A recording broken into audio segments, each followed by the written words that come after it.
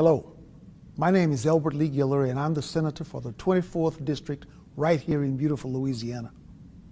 Recently I made what many are referring to as a bold decision to switch my party affiliation to the Republican Party. I wanted to take a moment to explain why I chose to become a Republican and also to explain why I don't think it was a bold decision at all. It is the right decision, not only for me, but for all my brothers and sisters in the black community.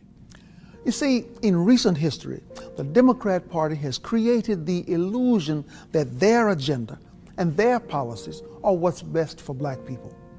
Somehow it's been forgotten that the Republican Party was founded in 1854 as an abolitionist movement with one simple creed, that slavery is a violation of the rights of man. Frederick Douglass called Republicans the party of freedom and progress, and the first Republican president was Abraham Lincoln, the author of the Emancipation Proclamation.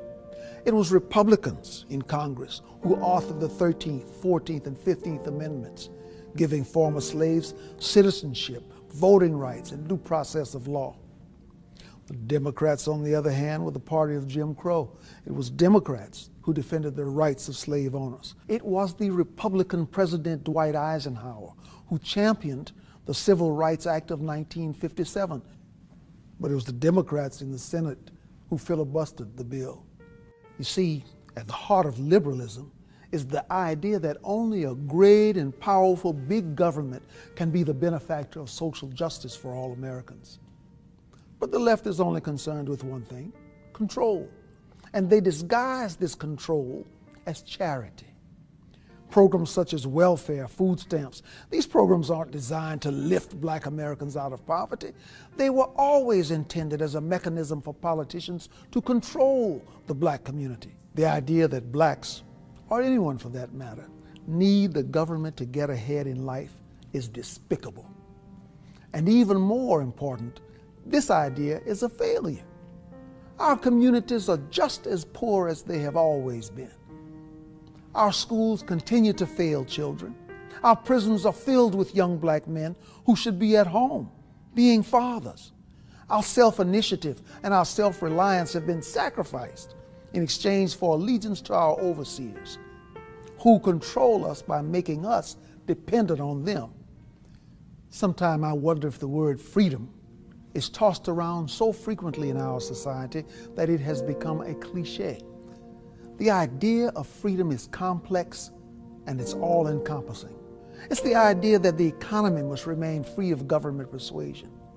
It's the idea that the press must operate without government intrusion. And it's the idea that the emails and phone records of Americans should remain free from government search and seizure. It's the idea that parents must be the decision makers in regards to their children's education, not some government bureaucrat. But most importantly, it is the idea that the individual must be free to pursue his or her own happiness, free from government dependence and free from government control. Because to be truly free is to be reliant on no one other than the author of our destiny.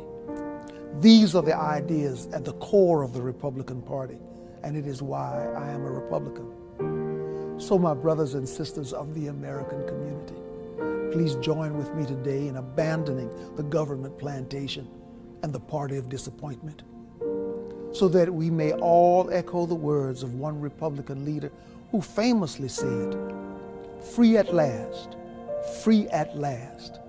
Thank God Almighty, we are free at last."